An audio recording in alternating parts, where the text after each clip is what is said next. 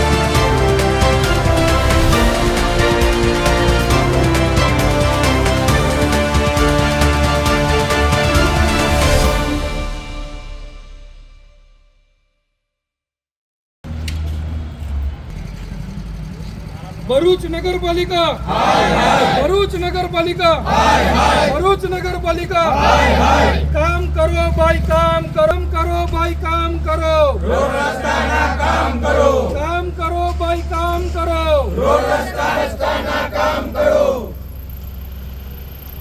हाय रे नगरपालिका हाय रे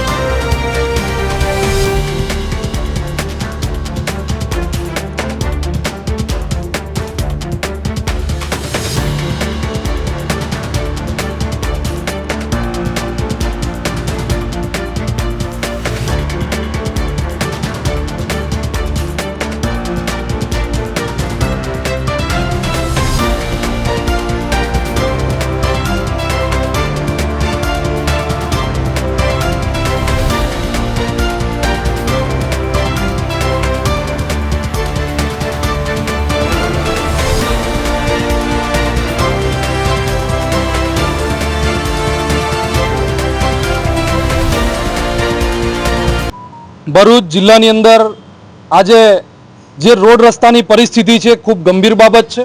જે રોડ રસ્તાની લીધે આજે ઘણા મોટા એક્સિડન્ટો થઈ રહ્યા છે।